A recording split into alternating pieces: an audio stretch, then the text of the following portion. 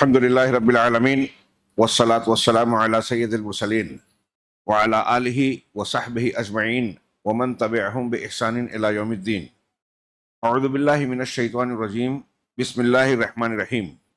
لَتَجِدَنَّ أَشَدَّ النَّاسِ عَدَاوَةً لِلَّذِينَ آمَنُوا الْيَهُودَ وَالَّذِينَ أَشْرَكُوا۔ محترم حاضرین، غزوہ بدر کا تذکرہ اختتام پذیر ہوا، جس کے بارے میں اللہ رب العالمین نے سورۃ الانفال میں بھرپور تبصرہ فرمایا، مسلمانوں کی کمزوریوں کی نشاندہی کی، اپنی مدد اور انعامات کا ذکر کیا، اور غزوہ بدر سے متعلق ایسے امور جو قیامت تک مسلمانوں کے لیے فتح و نصرت کا سبب بن سکتے ہیں اس کا بھی ذکر کیا، اور درس عبرت کے طور پر اسے سورۃ الانفال میں محفوظ کر دیا کہ یہ اللہ کا احسان یاد کیجئے کہ تم زمین میں انتہائی کمزور تھے، لٹے پٹے، ٹوٹے پھوٹے، مکہ سے ہجرت کر کے ایک بڑی تعداد مدینہ گئی، اور وہاں بھی ایسا سماج تشکیل پا رہا تھا کہ نئی حکومت، نیا سماج ہے، ہر طرف سے اندر اور باہر سے خطرات منڈلا رہے تھے۔ غزوہ بدر کی فتح نے جہاں ایک طرف مسلمانوں کو زبردست حوصلہ دیا، وہیں ان کی قوت، دبدبہ، روب اور وقار میں اضافہ کر دیا۔ ایک طرف کچھ مسلمانوں میں اضافہ ہونا شروع ہوا، دوسری طرف وہ مخالف طاقتیں جو مسلمانوں کے خلاف منصوبہ بندیاں کر رہی تھیں وہ دبنے پر مجبور ہو گئیں۔ بدر میں جو پہلا اسلام اور کفر کا باقاعدہ معرکہ تھا، فتح مبین مسلمانوں کے ملنے کے بعد سب سے زیادہ پیچ و تاب اور دل میں غصہ، غیظ و غضب، انتقام کا جذبہ جن کے اندر تھا، وہ مکہ کے وہ مشرکین تھے جنہیں اس غزوے میں کئی قسم کی شکست اور ایک لفظ میں کہا جائے کہ عذاب سے دوچار ہونا پڑا۔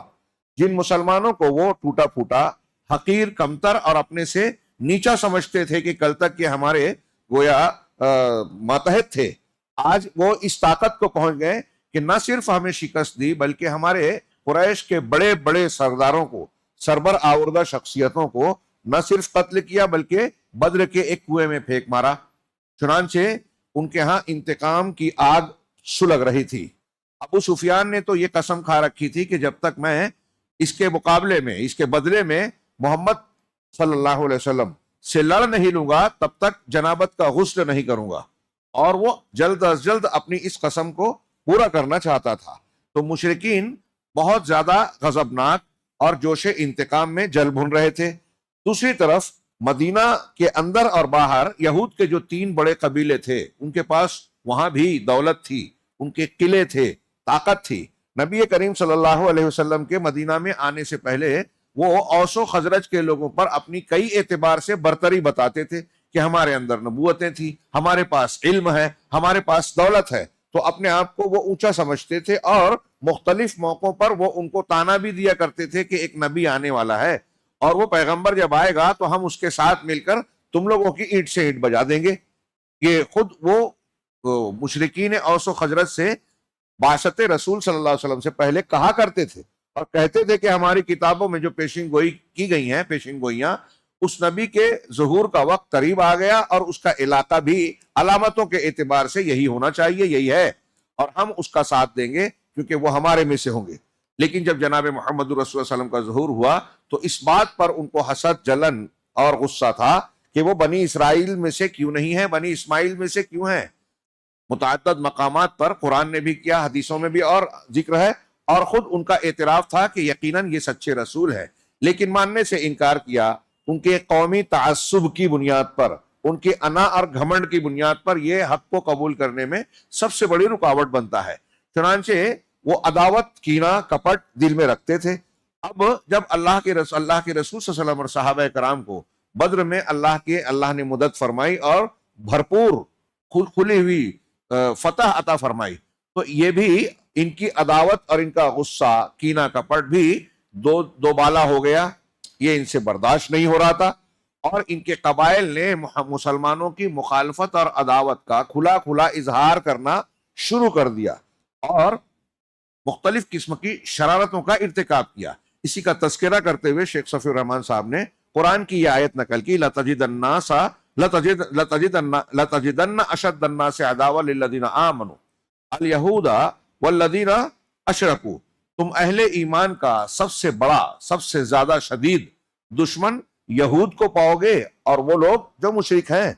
دیکھیے اللہ رب العالمین نے اس زمانے میں یہ بات فرمائی نزول قرآن کے وقت، آج بھی آپ قرآن کا یہ معیار سامنے رکھیے تو بات بالکل پکی اور صحیح نظر آتی ہے۔ مسلمانوں کی دشمنی میں سب سے سخت یہودی ہے، اور پوری اسلامی تاریخ میں آج بھی یہ اپنی عداوت کو اور اپنی کینہ کپٹ کو مسلمانوں کے خلاف سازشوں، منصوبوں اور کھلی چھپی کارروائیوں میں لگائے رکھتے ہیں، اور دوسروں کو اس کے لیے ابھارتے رہتے ہیں، تیار کرتے رہتے ہیں۔ ہمارے ملک کی ایجنسیوں کو وہ ٹریننگ دے رہے ہیں اور خاص طور سے بتا رہے ہیں کہ مسلمانوں کو کیسے ختم کرنا ہے، پریشان کرنا ہے، ان کی عبادت گاہوں کو کیسے توڑنا ہے، ان کو کس طریقے سے مسلسل بے چینی کا شکار رکھنا ہے، ان کو گرفتار کرنا ہے، ان کے اندر کون سا مسلک ایسا ہے جس سے ہم کو خطرہ ہوتا ہے، کن لوگوں سے آپ کو مدد مل سکتی ہے، کن کو آپ اپنا اعلی کار بنا سکتے ہیں۔ بھرپور اسٹڈی ہے۔ ہم قرآن حدیث نہیں پڑھتے، ہم جو ہے دین کی بہت ساری چیزوں کو نہیں جانتے، لیکن یہودیوں کے تھنک ٹینک، عیسائیوں کے تھنک ٹینک اور ہماری ایجنسیاں اب بہت سے مسلمانوں سے زیادہ اسلام کے بارے میں جانتی ہیں، اور یہ بھی جانتی ہیں کہ کون سا مسلک قرآن حدیث کے مطابق ہے۔ ہم مانے نہ مانے، جانے نہ جانے، وہ جانتی ہیں، ان کی اسٹڈی اتنی گہری، ڈیپ اور بھرپور ہے۔ بہرحال یہ یہود اور ان کا معاملہ تھا۔ مدینے میں کچھ لوگ ان دونوں گروہوں کے ہمراز و دمساز بھی تھے۔ یہ ایک گروہ مشرکین کا، ابھی غزوہ احد کے تذکرے جانے سے پہلے، اس سے پہلے کہ وہ واقعات جو غزوہ احد کی جلنے والی آگ میں گھی کا کام کر رہے ہیں، وہ واقعات آپ نظر میں رکھے، کیونکہ رمضان میں 17 رمضان کو غزوہ بدر ہوا، اور پھر اس کے ایک سال بعد رمضان کے بعد شوال میں غزوہ احد ہو رہا ہے۔ اس پورے سال کے بیچ میں ایسی کئی کاروائیاں ہوئیں جس کے تناظر میں ایک طرف ہم غزوہ احد کو بطور غزوہ احد کا پس منظر اور ماحول دیکھ سکتے ہیں، دوسری طرف ان دونوں کاروائی اس بیچ میں جناب محمد رسول اللہ صلی اللہ علیہ وسلم اور مسلمانوں کی منصوبہ بندی، ذہانت اور اللہ کے نبی صلی اللہ علیہ وسلم کی حکیمانہ قیادت کے امور اور ہدایات ہمارے لیے عبرت کا سامان بنتے ہیں۔ غور کیجئے کہ مسلمان اس زمانے میں اگرچہ بدر میں فتح حاصل کر بھی لی، تب بھی اگر دیکھا جائے تو مکہ کے مشرکین، قبیلہ غطفان، جوہینہ اور ارد گرد پورے عرب میں پھیلے ہوئے مشرکین، اور وہ مکہ اور اہل مکہ کو جو احترام کی نگاہ سے دیکھتے تھے، تو ایسا نہیں تھا کہ بدر کی فتح حاصل ہونے کے بعد اگرچہ مسلمانوں کی دھاک بیٹھ گئی، لیکن مشرکین، یہود کی طاقت ٹوٹ گئی اور یہ بالکل ختم ہو گئے، ایسا بھی نہیں تھا۔ خطرات اب تو شروع ہو رہے تھے، ایک جنگ ہوئی تو اب لوگوں کو احساس ہو رہا ہے کہ مدینے میں جو لوگ آئے ہیں ان کی ایک طاقت ہے، اب ان سے نمٹنے اور ان کو صاف کرنے کے لیے ہمیں زیادہ بھرپور تیاری اور مسلح انداز میں منصوبے کے ساتھ حملہ کرنا چاہیے۔ تو ایک طرف مخالفین کی منصوبہ بندیاں، تیاریاں، دوسری طرف جناب محمد رسول اللہ صلی اللہ علیہ وسلم کو آپ اس حیثیت سے پڑھیں، دیکھیں، سمجھیں جو ہمارے لیے اللہ تعالیٰ نے مقرر کیا ہے کہ کس طریقے سے ایسے حالات میں جب چاروں طرف سے خطرہ ہو تو ایک مسلم قیادت کو بیدار بھی رہنا چاہیے اور ہر موقع پر وہی کاروائی کرنی چاہیے جو مناسب ہے مسلمانوں کی جماعت کی حفاظت کے لیے اور مسلمانوں کی مضبوطی اور قوت کے لیے۔ جو اقدامات ضروری ہیں فوری طور سے اس کا فیصلہ بھی ہونا چاہیے اور اس میں قدم آگے بڑھانا بھی چاہیے۔ اس میں محض جوش و جذبات نہیں، اس میں سطحیت نہیں کہ بس یوں ہی کوئی بات آئی اور مقابلہ کرنا ہے بغیر کسی تیاری اور بغیر گہرائی کے آپ کود پڑے اور اپنے ہی لوگوں کو خودکشی اور موت کے منہ میں دھکیل دے، ہمارے نوجوان گرفتار ہو جائیں، ہمارے نوجوان بدنام ہو، ٹی وی چینل پر یہاں وہاں مسلمانوں کو بدنام کیا جائے اور ہم اس کا میٹر فراہم کریں۔ ایسی بے وقوفیاں آج ہم دیکھ رہے ہیں۔ یہ اس لیے ہے جس سے معلوم ہوتا ہے کہ جناب محمد رسول اللہ صلی اللہ علیہ وسلم کی سیرت کا ہم نے گہرائی سے مطالعہ کیا ہی نہیں۔ آپ کی تدبیریں، آپ کی منصوبہ بندیاں، آپ کی حکمتیں ہمارے لیے آج بھی رہنمائی کا کام کرتی ہیں۔ تو میں نے ذکر کیا اسی تناظر میں کہ ایک طرف مشرکین جل بھن رہے تھے، دوسری طرف یہود کی عداوت بھی جو چھپی ہوئی تھی۔ معاہدے کے باوجود اللہ کے رسول صلی اللہ علیہ وسلم سے ان لوگوں نے معاہدہ کیا تھا، ایک دوسرے کا ساتھ دیں گے، دشمن کا معاملہ ہوگا تو ہم حلیفی نبھائیں گے، لیکن اس کے باوجود معاہدے کے برخلاف یہ اپنے دشمنی پر جو ہے آمادہ ہو گئے اور شرارتیں شروع کر بیٹھے۔ اللہ کے نبی صلی اللہ علیہ وسلم اور مسلمان ابھی صبر کر رہے ہیں، معاہدے کا پاس و لحاظ کر رہے ہیں۔ یہ دو طبقہ ہوا۔ تیسرا طبقہ منافقین کا تھا۔ اگرچہ جنگ بدر کے فتح کے بعد عبداللہ بن ابی بن سلول اور ان کا جو گروہ تھا، رفقا اور ان کا ساتھی طبقہ تھا، اوس و خجرت سے تعلق رکھنے والا مشرک، انہوں نے بدر کے بعد دیکھا کہ مسلمانوں کو اب قوت مل رہی ہے اور یہاں ان کی جو ہے جڑیں مضبوط ہو رہی ہیں، تو کلمہ پڑھ کے نبی کریم صلی اللہ علیہ وسلم کے سامنے کہا کہ ہم آپ پر ایمان لاتے ہیں۔ اگرچہ یہ ایمان لانا انہوں نے اپنے بچاؤ کے لیے، دکھاوے کے لیے اور ایک ماحول کو دیکھ کر اس کے ساتھ سر میں سر ملانے کے انداز میں اختیار کیا تھا، دل سے یہ لوگ مسلمان نہیں ہوئے تھے، اسی لیے ان کو اللہ تعالیٰ نے بھی قرآن مجید میں منافق کہا، اور ہم بھی جانتے ہیں، اللہ کے رسول نے بھی بتایا، اور ان کے بارے میں بڑی وضاحت سے مختلف موقعوں پر ان کی خصلتیں، عادتیں، ان کے اندر کے منصوبے اللہ نے بے نقاب بھی کیے، اور مسلمانوں کو قدم قدم پر ان سے ہوشیار رہنے کی تلقین کی۔ یہ کافروں میں سب سے برا طبقہ ہے، یعنی عام کافر کے مقابلے میں منافق زیادہ برا ہے، کہ جو حق کو جان کر بظاہر کو قبول کرنے کے باوجود اس کی مخالفت کرتا ہے، اسی لیے ان کی سزا بھی زیادہ ہے۔ اللہ تعالیٰ نے قرآن میں کہا ان المنافقین فی الدرک الاسفل من النار، کہ منافقین جہنم کے سب سے نچلے طبقے میں ہوں گے۔ یہ زیادہ بڑا خطرہ ہے جو آستین کے سانپ کی طرح اپنوں کے بیچ رہ کر اپنوں کے لیے خطرہ بنتا ہے، اور اپنے یہ سمجھتے ہیں کہ یہ اپنے ہیں اس لیے ان سے مطمئن رہتا ہے، اور وہ دشمن کے لیے کام کرتا رہتا ہے۔ اللہ کے نبی صلی اللہ علیہ وسلم کے دور سے لے کر آج تک امت مسلمہ کے لیے یہ ایک بہت سنگین مسئلہ رہا ہے، بلکہ اگر یوں کہا جائے کہ اکثر و بیشتر مسلمانوں کی جو شکست ہوئی ہے، جو دشمنوں کو کامیابیاں حاصل ہوئی ہیں، تو اس میں روحانی طور سے تو مسلمانوں کی ایمانی عملی کمزوریاں ہیں، گناہ ہیں، آپس کا اختلاف ہے، اور ایک سب سے بڑا عنصر جو مادی اعتبار سے مسلمانوں کے خلاف جاتا ہے پوری تاریخ میں، وہ منافقین کا ہے۔ ہمارے درمیان کے کچھ لوگ جو اپنا ایمان اور ضمیر بیچ کر غیروں کا ساتھ دیتے ہیں، خبریں دیتے ہیں، اندر کی پلاننگ اور منصوبے کی اطلاع دیتے ہیں، اور اندر سے ہماری طاقت کو کھودتے ہیں، کچھ لوگوں کو ہمارے خلاف بھڑکاتے ہیں، مسلمانوں کو مسلمانوں کے خلاف بھڑکاتے ہیں، توحید والوں کے خلاف کچھ لوگوں کو اکساتے ہیں۔ یہ ہمیشہ رہا ہے، آج تو بہت کھلا کھلا ہوتا ہے، اور یہ لوگ زیادہ اظہار کرتے ہیں اس بات کا کہ ہم اسلام کی دعوت دے رہے ہیں، ہم اسلام کی تعلیم دے رہے ہیں۔ میں ایسے لوگوں میں ان کو سر فہرست مانتا ہوں جو توحید والوں کو کھل کر نشانہ بناتے ہیں، جو اہل الحدیث اور سلفیت کو، قرآن و حدیث کے خالص دین کو بدنام کرنے کا جو ذریعہ بنتے ہیں، وہ اسلام کو بدنام کر رہے ہیں، اسلام کی سب سے بڑی اچھی شکل کو بدنام کر رہے ہیں۔ وہ دعوت کا کام کیا کریں گے جو اپنے آپ کو صحیح مسلمان کہنے سے کتراتے اور ڈرتے ہوں؟ آج کتنے ایسے لوگ ملیں گے جو اپنے آپ کو اہل حدیث نہیں بولتے؟ کیوں؟ شرم آتی ہے۔ بہت سے ایسے ملتے ہیں ٹی وی چینل پہ جو اپنے آپ کو مسلمان نہیں بولتے، کیوں؟ ان کو لگتا ہے یہ کہنے سے لوگ ہم سے بدک جائیں گے۔ بدکے تو بدکے، اللہ کے نبی صلی اللہ علیہ وسلم نے بھی اس قسم کی مصلحت کا اختیار کیا۔ جب آپ اپنی شناخت اور دین کی صحیح پہچان کو ہی پیش نہیں کریں گے تو آپ اس کی دعوت کیسے دیں گے؟ لہذا یہ سامنے رکھ کے ان سلسلوں میں جو میں نے یہ باتیں جو کہہ رہا ہوں، تو ہو سکتا ہے کچھ لوگ کہیں کہ مولانا واقعات سے زیادہ یہ باتیں کر رہے ہیں۔ ان واقعات میں ہمارے لیے عبرت و نصیحت کے کیا پہلو ہیں، اس پر زیادہ توجہ دینے کی ضرورت ہے۔ کہانی کی طرح واقعات نہ سنیں۔ اس سیرت کا مقصود سیرت کو پیش کرنے اور غزوات نبوی پر گفتگو کرنے کا مقصد صرف یہ نہیں ہے کہ ہم واقعے کی طرح سننے کے بعد اس سے ایک کہانی کا لطف اور مزہ لے لیں، بس نہیں۔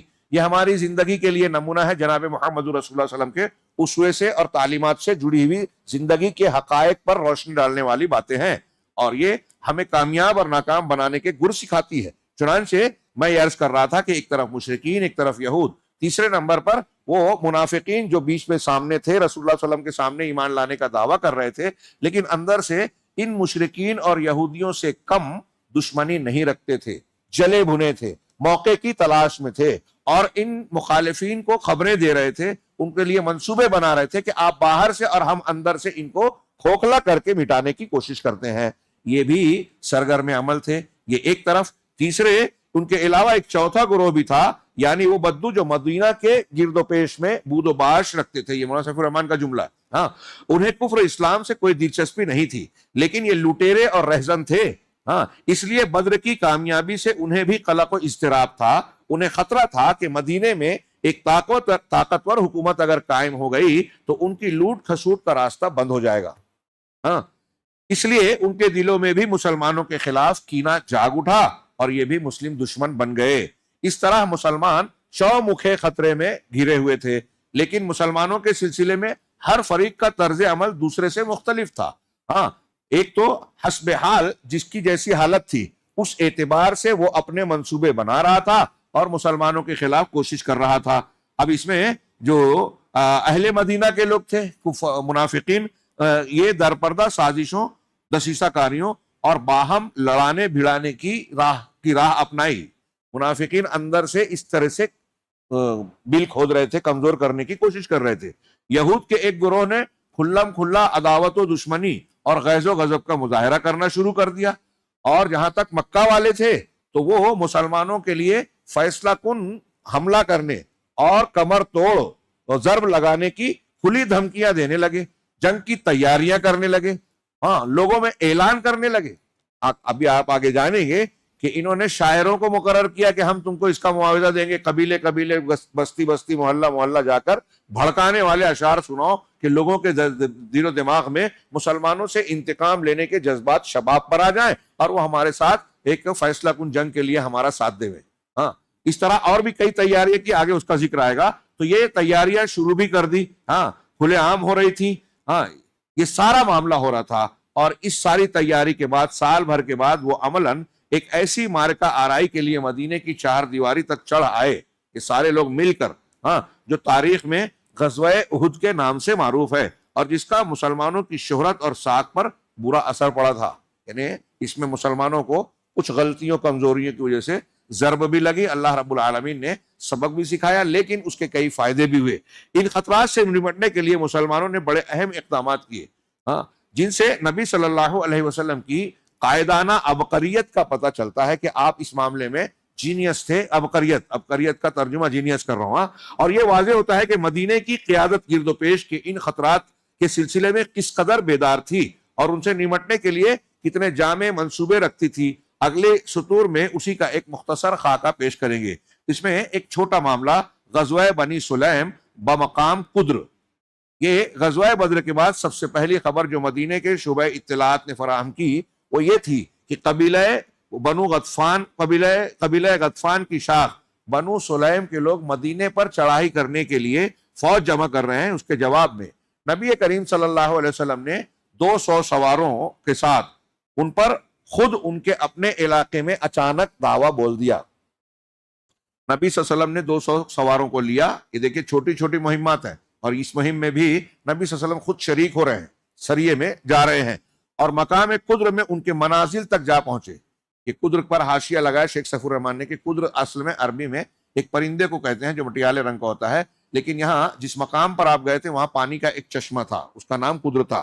اس مقام تک پہنچے۔ بنو سلیم میں اس اچانک حملے سے بھگدڑ مچ گئی اور وہ افراتفری کے عالم میں وادی کے اندر 500 اونٹ چھوڑ کر بھاگ گئے، جس پر لشکر مدینہ نے قبضہ کر لیا اور رسول اللہ صلی اللہ علیہ وسلم نے اس کا خمس نکال کر بقیہ مال غنیمت مجاہدین میں تقسیم کر دیا۔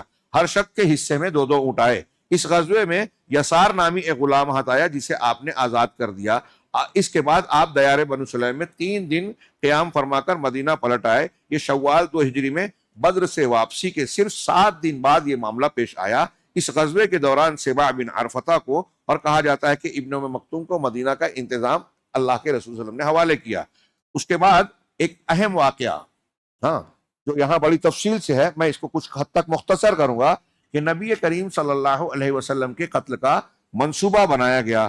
جنگ بدر میں شکست کھائی، اور پھر اس میں جن لوگوں کو قتل کیا گیا تھا، سرداران اور جو بھی لوگ تھے، ان کے رشتہ داران بڑے غصے میں، انتقامی جذبے میں جل بھن رہے تھے، ہاں، اور دکھ تھا کہ اس کا کچھ نہ کچھ کیا جائے، ہاں۔ اور چنانچہ جنگ بدر کے کچھ ہی دنوں بعد کا واقعہ ہے۔ عمیر بن وہب جمحی، یہ وہی شخص ہے جس کے بارے میں نے کہا تھا کہ بعض میں تذکرہ آئے گا۔ اس وقت یہ ابھی بھی مسلمان نہیں تھے، بعد میں مسلمان ہوئے۔ تو یہ جنگ ہونے سے پہلے مشرکین نے بھیجا تھا نا ان کو گھوڑے پہ سوار ہو کے کہ جا کے دیکھو یہ کتنی تعداد میں ہے۔ وہ پہلا چکر لگا کے آئے اور کہا کہ کچھ کم یا زیادہ 300 ہیں، پھر اس کے بعد لمبا چکر لگایا۔ یہ وہی شخص ہے، عمیر بن وہب جمحی، جو قریش کے شیطانوں میں سے تھا اور مکے میں نبی صلی اللہ علیہ وسلم اور صحابہ کرام کو اذیتیں دیتا تھا۔ اور اب اس کا بیٹا وہب ابن عمیر جنگ بدر میں گرفتار ہو کر مسلمانوں کی قید میں تھا۔ اس عمیر نے ایک دن صفوان بن امیہ سے، امیہ بن خلف کا بیٹا صفوان، آپ یاد رکھیں، امیہ اور اس کا بیٹا علی، حضرت بلال نے گھیر کے اور صحابہ نے گھیر کے اس کو مارا تھا۔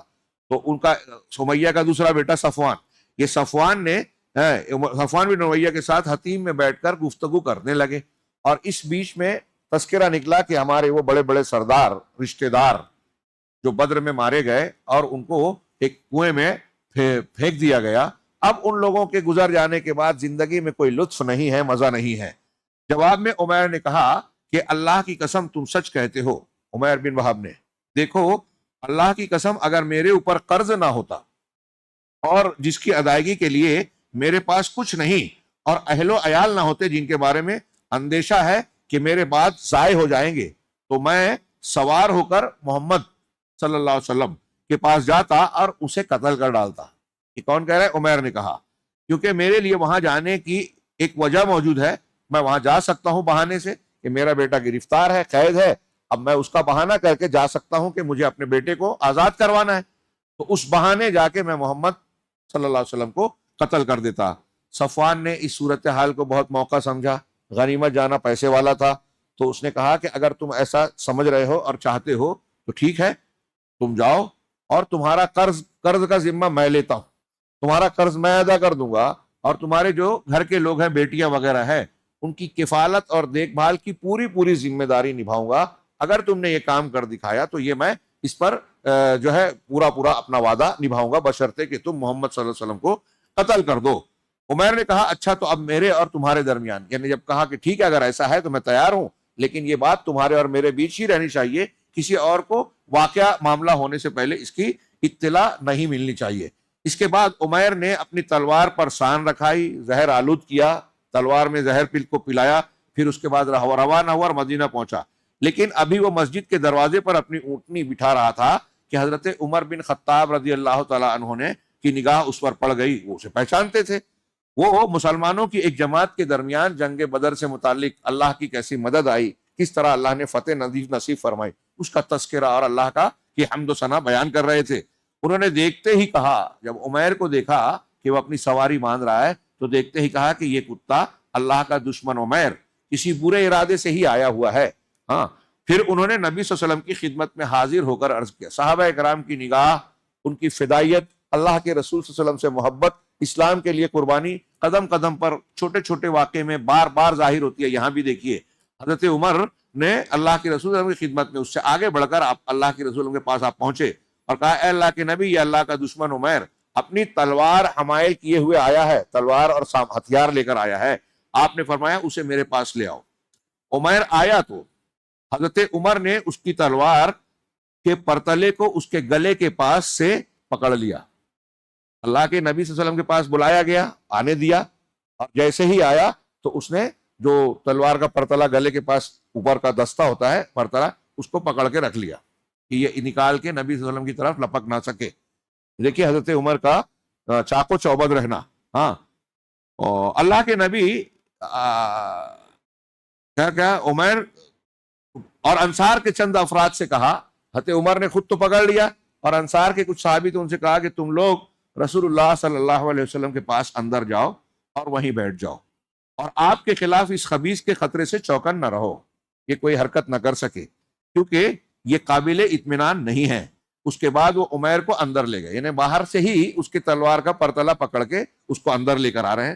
رسول اللہ صلی اللہ علیہ وسلم نے جب یہ کیفیت دیکھی کہ حضرت عمر رضی اللہ تعالیٰ عنہ اس کی گردن میں اس کی تلوار کا پرتلا لپیٹ کر پکڑے ہوئے ہیں، تو فرمایا کہ عمر اسے چھوڑ دو، اسے چھوڑ دو، اور عمیر تم قریب آ جاؤ۔ اس نے قریب آ کر کہا آپ لوگوں کی صبح بخیر ہو۔ نبی صلی اللہ علیہ وسلم نے فرمایا، پوچھا کہ ہمیں ایک ایسے تحیے سے مشرف کیا گیا ہے جو تمہارے اس تحیے، یعنی تمہارے یہ جو تحیہ سلام کرتے ہیں نا ملنے کے وقت، جو ہے گڈ مارننگ اور یہ وہ، تو ایسے اس نے صبح بخیر کہا، تو کہا کہ تم یہ جو کہہ رہے ہو نا تحیہ، ہم کو اللہ نے اس سے بہتر دیا ہے، یعنی سلام جو اہل جنت کا تحیہ ہے، السلام علیکم ہم جو کہتے ہیں۔ اس کے بعد آپ نے فرمایا کہ عمیر تم کیوں آئے ہو؟ اس نے کہا یہ قیدی جو آپ لوگوں کے قبضے میں ہے، یعنی میرا بیٹا، اسی کے لیے آیا ہوں، آپ لوگ اس کے بارے میں احسان فرما دیجیے۔ آپ نے فرمایا پھر یہ تمہاری گردن میں تلوار کیوں ہے؟ اس نے کہا اللہ ان تلواروں کا برا کرے کہ یہ ہمارے کام آ سکیں۔ ہاں، یعنی جہاں بدر میں تو یہ کام نہیں آئی، ہم تلواریں ساتھ تھی پھر بھی ہم شکست سے دو چار ہو گئے۔ ٹھیک ہے، بات کرنے کا بھی انداز تھا ان کا۔ آپ نے فرمایا سچ سچ بتاؤ کیوں آئے ہو؟ اس نے کہا بس صرف اسی قیدی کے لیے آیا ہوں۔ آپ نے فرمایا نہیں، غور سے سنیے، یہ اللہ رب العالمین نے اطلاع دے دی تھی۔ آپ نے فرمایا نہیں، بلکہ تم اور صفوان ابن امیہ حتیم میں بیٹھے اور قریش کے جو مقتولین کنویں میں پھینکے گئے تھے ان کا تذکرہ کیا، پھر تم نے کہا کہ اگر مجھ پر قرض نہ ہوتا اور میرے اہل و عیال نہ ہوتے تو میں یہاں سے جاتا اور محمد کو قتل کر دیتا۔ اس پر صفوان نے تمہارے قرض اور اہل و عیال کی ذمہ داری لی بشرطے کہ تم مجھے قتل کر دو، لیکن یاد رکھو کہ اللہ تمہارے اور میرے اور تمہارے درمیان حائل ہے، تم اپنے اس مقصد اور منصوبے میں کامیاب نہیں ہو سکتے۔ عمیر نے کہا، یہ سنا تو حیرت زدہ رہ گیا، اس نے کہا تھا صفوان سے کہ یہ بات میرے تمہارے بیچ ہونی چاہیے۔ عمیر نے کہا کہ میں گواہی دیتا ہوں کہ آپ اللہ کے رسول ہیں۔ اے اللہ کے رسول، آپ ہمارے پاس آسمان کی جو خبریں لاتے تھے اور آپ پر جو وحی نازل ہوتی تھی اسے ہم جھٹلا دیا کرتے تھے، شک کرتے تھے، لیکن یہ تو ایسا معاملہ ہے جس میں میرے اور صفوان کے سوا کوئی موجود ہی نہیں تھا، صرف ہم دونوں کے بیچ میں یہ بات چیت ہوئی تھی، اس لیے واللہ مجھے یقین ہے کہ یہ بات اللہ کے سوا اور کسی نے آپ کو نہیں بتائی ہے، یقیناً اللہ نے ہمارے اس راز کی بات کو آپ تک پہنچائی اور آپ مجھے بالکل ٹھیک ٹھیک اور صحیح صحیح بتا رہے ہیں۔ بس اللہ کے لیے ساری حمد و تعریف ہے جس نے مجھے اسلام کی ہدایت دی اور اس مقام تک مجھے ہانک کر لایا۔ پھر عمیر نے کلمہ حق کی شہادت دی، لا الہ الا اللہ کی گواہی دی، اور رسول اللہ صلی اللہ علیہ وسلم نے صحابہ کو مخاطب کر کے فرمایا، اپنے بھائی کو دین سمجھاؤ، قرآن پڑھاؤ اور اس کے قیدی کو، بیٹے کو آزاد کر دو۔ اور ادھر یہ معاملہ ہوا، یعنی جو قتل کرنے آئے تھا وہ اسلام میں داخل ہو رہا ہے اور فدائی بن رہا ہے۔ اللہ کے رسول اسلام قبول کرنے پر اس کو اسلام کی تعلیم دینے کا مطلب، کوئی نیا مسلمان ہو تو اسے اسلام سکھانا چاہیے، اس کا یہ مطلب نہیں ہے کہ ہم خاندانی مسلمان ہیں تو ہم کو اسلام نہیں سیکھنا چاہیے۔ ہاں، بہت ضروری ہے، فرض ہے، جس کی ضرورت ہے اتنا سیکھنا۔ وہ اسلام میں جبری ہے، طلب العلم فریضۃ علی کل مسلم، ہم پڑھتے ہیں دھیان نہیں دیتے۔ علم کا سیکھنا ہر مسلمان پر فرض ہے، خاص طور سے وہ جس کے بغیر جہنم سے آدمی نہیں بچ سکتا، یعنی توحید، شرک اور وہ فرائض جو ہر انسان پر عائد ہوتے ہیں، اس کا سیکھنا ہمیں اور آپ پر لازم ہے۔ اور ادھر صفوان جس نے بھیجا تھا اسے تیار کر کے، وہ مکہ میں بولتا پھر رہا تھا، ارے ان قریب میں تمہیں ایسی خبر دوں گا کہ بدر کے خبر سے، شکست سے، مقتولین سے جو دکھ اور صدمہ تم لوگوں کو پہنچا ہے وہ دور ہو جائے گا اور تم سب خوش ہو جاؤ گے۔ ہاں، ایسی خبر دینے والا ہوں۔ اس کو یقین تھا کہ عنقریب خبر آئے گی کہ عمیر نے جو ہے محمد صلی اللہ علیہ وسلم کو قتل شہید کر دیا، لیکن اس کے اور پھر لوگوں سے پوچھتا بھی رہا کہ وہاں عمیر آئے تھے، کچھ خبر ہے کیا اس کی؟ آئے تھے، کچھ خبر ہے کیا؟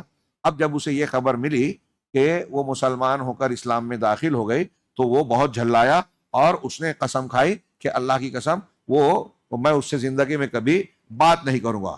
عمیر نے اسلام سیکھ کر مکے کی راہ لی اور وہیں مقیم رہ کر اسلام کی دعوت دینی شروع کی۔ ان کے ہاتھ پر بہت سے لوگ مسلمان ہوئے کہ جو محمد صلی اللہ علیہ وسلم کو قتل کرنے گئے تھے، یہ اسلام کے داعی اور مبلغ بن گئے۔ اس کے بعد ہمارے سامنے غزوہ بنو قینقاع۔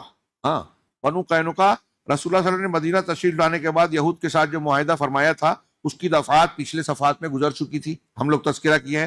اللہ کے رسول کی پوری کوشش اور خواہش تھی کہ اس معاہدے میں جو کچھ طے کیا گیا تھا وہ نافذ رہے، چنانچہ مسلمانوں کی طرف سے ایسا کوئی قدم نہیں اٹھایا گیا جو اس معاہدے کی عبارت کے کسی حرف کے خلاف ہو۔ مسلمان جب عہد کرتا ہے اسے نبھاتا ہے، لیکن یہود جن کی تاریخ غدر و خیانت اور عہد شکنی سے پر ہے، وہ بہت جلد اپنے قدیم مزاج کی طرف پلٹ آئے اور مسلمانوں کی صفوں کے اندر دسیسہ کاری، سازش، لڑانے بھڑانے اور ہنگامے اور اضطراب برپا کرنے کی کوشش شروع کر دی۔ یہاں شیخ صفی الرحمن صاحب نے ایک مثال دی، ایک بوڑھے یہودی کا گزر اوس و خزرج کے قبیلے کے پاس سے ہوا جو مسلمان ہو چکے تھے، آپس میں شیر و شکر ہو کر بات چیت کر رہے تھے۔ اس یہودی کو دیکھ کر جو اسلام اور مسلمانوں کے خلاف، اگرچہ بوڑھا تھا، بہت بوڑھا، لیکن اسے بہت برا لگ رہا تھا، دشمنی رکھتا تھا، تو اسے دیکھ کر وہ جل بھن گیا کہ مسلمان آپس میں اس طرح مل جل کے رہ رہے ہیں۔ اس نے اپنے ایک نوجوان کو بلایا اور اس کو تیار کر کے بھیجا کہ یہ اوس و خزرج کے جو قبیلے پہلے لڑا کرتے تھے اب دونوں ملے ہیں، تم ایک کام کرو کہ جاؤ اور ان کے درمیان جو جنگ بعاث ہوئی تھی اس جنگ کا کچھ قصہ سناؤ، اور اس سلسلے میں جو اشعار دونوں طرف سے کہے گئے تھے، خزرج نے اپنے حق میں اور ان کے خلاف اور اوس نے اپنے حق میں اور ان کے خلاف، ان اشعار کو تازہ کرو تاکہ ان کی وہ دشمنیاں پھر سے جوان ہو جائے۔ اس نے ایسا ہی کیا اور مسلمانوں میں اوس و خزرج کی پرانی جنگوں کے سلسلے میں جس تذکرہ کیا، تو اب یہ قوم پرستی کے جذبات تھوڑے سے ابھی نکلے تھے کچھ سالوں پہلے، تو فوراً انسان ہوتے ہیں، فوراً ساری چیزیں ختم نہیں ہوتی، خاندانی تبرتری اور قبیلے کی عصبیت وہ کچھ گرم ہو گئی، اور پھر دونوں میں سے دونوں ایک دوسرے کے پرانے واقعات کی روشنی میں اپنا فخر اور دوسرے کی کمتری کا ذکر کرنے لگے۔ اسی میں تو میں بڑھی، تکرار بڑھی، اور پھر اتنی بڑھ گئی کہ اوس و خزرج کے لوگوں کے ہتھیار نکلنے کی نوبت آ گئی۔ چنانچہ ان لوگوں نے کہا کہ فلاں مقام پر آئیے، ہم لوگ وہیں فیصلہ کرتے ہیں، اور وہاں آپس میں ایک دوسرے سے پھر سے مٹ بھیڑ ہو جائیں، ہم پچھلی جنگوں کی یاد پھر سے تازہ کر سکتے ہیں۔ اور یہ معاملہ اب تیش پکڑ رہا تھا کہ کسی نے آ کے جناب محمد رسول اللہ صلی اللہ علیہ وسلم کو اس کی خبر دی۔ آپ کو خبر ملی، صحابہ کرام کے ایک گروپ کو لے کر آپ ان کے پاس تیزی سے پہنچے، اور ان کو پھر جو جاہلیت کی برائی اور اس کی گندگی کا تذکرہ کرتے ہوئے کہا کہ یہ خباثت اور یہ عصبیت یہ جو ہے اسلامی تعلیم کے خلاف ہے، اور انہیں اسلام کے لیے بھائی چارے کا سبق سکھایا، اور بتایا کہ یہ شیطانی حرکت ہے۔ یہ واقعہ آپ مطالعہ کر سکتے ہیں، میں اس کا سرسری سے ذکر کر رہا ہوں۔ اللہ کے نبی صلی اللہ علیہ وسلم کے سمجھانے بجھانے سے صحابہ مان گئے، فوراً شرمندہ ہوئے، ایک دوسرے سے گلے مل گئے، اور گلے شکوے اور پرانی باتوں کو ختم کر دیا۔ یہود نے ان کو لڑایا، ابتدائی مرحلے میں کچھ کامیاب ہوئے، نبی صلی اللہ علیہ وسلم نے سمجھایا، صحابہ مان گئے، یہود ناکام ہو گئے۔ یہ واقعہ میں نے اپنے الفاظ میں بہت ہی مختصراً بیان کیا، کیونکہ مجھے آگے بیان کرنا ہے، ہم کو غزوہ احد میں داخل ہونا ہے، لیکن اس سے پہلے 2-3 اہم واقعات اور ہیں۔ چنانچہ میں یہ کہنا چاہ رہا ہوں کہ آج بھی یہود و نصارہ کے ایجنڈے میں بہت سر فہرست ایک بات یہ ہے کہ ہمیں مسلمانوں کو کمزور کرنے کے لیے بہت آسان طریقہ یہ ہے کہ مسلمانوں کو آپس میں لڑایا جائے۔ اور آپ اور ہم دیکھ رہے ہیں، میں اکثر تقریروں میں یہ بات کہتا رہا ہوں کہ ہمارے یہاں بہت سے مسلمان ایسے ہیں جو بہت آسانی سے یہود و نصارہ کے ایجنڈے پہ کام کرتے ہیں۔ وہ چاہتے ہیں کہ ہم سعودی عرب کو برا بھلا بولیں، ہمارے بہت سارے لوگ بول رہے ہیں، تقریر نہیں پوری ہوتی۔ ایک پوری جماعت ہے جس کی بیس آج یہی ہے، وہ رافضیوں کا ساتھ دیتے ہیں، توحید والوں کے مخالفت کرتے ہیں۔ ایران میں اسلامی انقلاب، اسلامی حدود کا نفاذ، ایسی بکواس کرتے ہیں۔ جو خود اسلام نہیں مانتا، ابوبکر صدیق عمر فاروق کو کافر کہتا ہے، قرآن کو نہیں مانتے، سنیوں کو کافر مانتے ہیں، تقیہ کرتے ہیں، جھوٹ بول کے آپ کو دھوکہ دینے کے لیے بیانات سے بیان بازیاں کرتے ہیں، جن کے عقیدے میں اسلام دشمنی ہے۔ سنی کی مخالفت ان کے عقیدے میں ہے۔ ایک دو نہیں، 12,000 سے زیادہ روایتیں ان کی امہات الکتب میں ہے کہ یہ قرآن اصلی قرآن ہے ہی نہیں۔ جب اس قرآن ہی کو نہیں مانتے تو کیسے مسلمان؟ ان کا ساتھ دیتے ہیں اخوانی جماعت اسلامی، اور سعودی عرب کو پانی پی پی کے، بغیر پانی پیے بھی گالیاں دیتے ہیں۔ آج پوری دنیا میں اسلام اور مسلمانوں کے دشمنان سب سے زیادہ ٹارگٹ کرتے ہیں کسی کو، سعودی عرب کو، توحید والوں کو، سلفیوں کو، اہل حدیث کو۔ یہ ان کے یہاں لکھا ہوا ہے، اب کھل کے سامنے آ چکا ہے کہ ان کے پاس خالص دین ہے، اصل ٹارگٹ یہ ہے، اور یہ تو استعمال ہوتے ہیں۔ ہلیری کلنٹن نے کہا تھا کہ داعش کو ہم نے بنایا، اور بنانے میں ہمارا ساتھ اخوان المسلمین نے دیا۔ یہ یوٹیوب پہ موجود تھا بیان، میں نے خود سنا تھا، بہت ساری جگہوں پر کوڈ کیا، کوئی آج تک اسے غلط نہیں کہہ سکا۔ مرسی صاحب ایران کا دورہ کرتے ہیں، ان کا جو ہے نمائندہ اسرائیل کا دورہ کرتا ہے، اور سعودی عرب کو دھمکی دیتے ہیں۔ اور جب ہم جیسے لوگ کچھ کہتے ہیں تو ارے یہ تو ان کو کہہ رہے ہیں۔ ایسے ہمارے بیچ میں بھی کچھ ایسے بے وقوف لوگ ہیں، دین کے داعی بنتے ہیں، اعلی کار بنتے ہیں، دوسروں کو، توحید کے لوگوں کو اور علماء کو ٹارگٹ کرتے ہیں۔ ان کی اسلام کی خدمت سے زیادہ اسلام کو نقصان پہنچانے والی محنت ہوتی ہے۔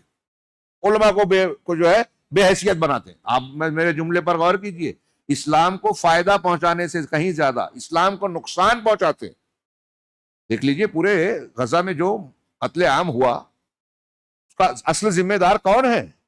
حماس کی حماقت، غیر منصوبہ بند حملہ، بلکہ یوں کہیے، اور بہت سے لوگوں کو اس بات کا شک ہے، غیر مسلم تبصرہ نگار اس کی طرف اشارہ کرتے ہیں کہ یہ حماس کی طاقت نہیں تھی، نتن یاہو اور اسرائیلیوں نے ہی ان سے کروایا ہے کہ آپ ایسا کیجئے، ہم پلٹ کے کرتے ہیں۔ اور یہ ان کا ایک میتھڈ بہت دنوں سے چل رہا ہے۔ ہمارے یہاں متھرا میں اندر سے آگ لگی، باہر سے مسلمانوں کو ذمہ دار کرا کے پورے گجرات کی ہٹ سیٹ بجا دی گئی، مسلمانوں کا قتل عام کیا گیا۔ آج تک یہ معمہ ہے، آگ کہاں سے لگی تھی؟ اب وہ جو اپنی صفائی کرنا چاہتے ہیں وہ الگ الگ فلسفے جھاڑ رہے ہیں۔ ٹوین ٹاور جو امریکہ کا، نیو یارک کا گرا، ہاں، فلم بنی ہے خود امریکہ میں، لوگوں نے، محققین نے بتایا اس دن کوئی ایک یہودی بھی اس بلڈنگ میں جو کام کرنے والا تھا نہیں گیا تھا، انہیں پہلے سے پتا تھا وہ یہودیوں کو. اور یہ ممکن ہی نہیں ہے کہ تو ہوائی جہاز سے اس طرح سے گر جائے ٹوئن ٹاور. اندر سے بھی معاملہ کیا گیا تھا، سیٹنگ کی گئی تھی بموں کی تاکہ بلڈنگ پوری بیٹھ جائے. تو یہ ان کا ہی پلان تھا. پھر ایک معاملہ کر کے، کانڈ کر کے، اس کا الزام مسلمانوں پر لاد کے پورے افغانستان کی اینٹ سے اینٹ بجا دی گئی. عراق کے بارے میں جھوٹا پروپیگنڈا کیا گیا، پھر اس کے بعد اس میں لاکھوں کو آج بھی مارے جا رہے ہیں. یہود و نصارہ مار رہے ہیں، ان کا ساتھ رافضی دے رہے ہیں، اور رافضیوں کا ساتھ اخوانی دے رہے ہیں، جماعت اسلامی والے دے رہے ہیں. ان کو برا کبھی نہیں کہیں گے. ہاں، ایران میں حدود نافذ ہو گئی. کون سی حدود؟ وہاں تو ایمانداری سے نافذ بھی نہیں ہے. جہاں متا کو اجازت ہے سرکاری طور سے کہ آپ ٹیمپرری نکاح کر سکتے ہیں، وہاں زنا کا کیس پکڑا جائے گا. دو زانی زانیاں پکڑ جائیں گے، کہیں گے متا کر رہے تھے، تو وہ بولیں گے یہ تو فضیلت کا کام ہے شیعہ مذہب سے. ہاں، فضیلت کا کام ہے وہاں زنا متا کے نام پر. ان کی روایتیں ہیں، جو ایک مرتبہ زنا کرے اس کا درجہ حضرت حسن یا حسین، دوسری مرتبہ کرے وہ حضرت حسن، تیسری مرتبہ کرے حضرت علی کے برابر درجہ، چوتھی مرتبہ کرے رسول اللہ صلی اللہ علیہ وسلم کے برابر درجہ. اور جو 10 مرتبہ کر لے وہ، ہمارے بزرگ کہتے ہیں، ہمارے بڑے کہتے ہیں کہ بھائی جو ہمارے یہاں اوباش اور بدماش کس میں پیسہ دے کے جاتے ہیں نا بازار میں، بس ویسے ہی کیے تو یہ متا ہے. کو بول دیے کہ 1 گھنٹے کے لیے نکاح کر رہے ہیں، اسی کو نکاح 1 گھنٹے 10 منٹ کے لیے بھی کر سکتے شیعہ مذہب. تو جہاں یہ ہوتا ہے وہاں زنا کی سزا کہاں سے نافذ ہوگی؟ اور میں نے بہت سارے جماعت اسلامی کے دوستوں سے پوچھا کہ بھائی سعودی عرب میں تو پہلے سے یہ سزائیں نافذ ہے، آپ کبھی ایک جملہ تعریف کا اس کے لیے بولتے ہی نہیں. توحید جو اس کی وجہ سے زندہ ہے، پھیلا رہی ہے، پوری دنیا میں مسجدیں بن رہی ہے، مدارس کو طاقت مل رہی ہے، پوری دنیا میں دعوت و تبلیغ کا کام ہو رہا ہے. افریقہ میں عیسائی کرسچن پادریوں کے ساتھ بھیڑنے میں اسی کا سب سے بڑا تعاون رہا ہے، جہاں کئی سو بلکہ کئی ہزار پادری مسلمان ہو گئے، جو مسلمانوں کو عیسائی بنانے اور بر اعظم افریقہ کو عیسائی اکثریت والا بر اعظم بنانے آئے تھے.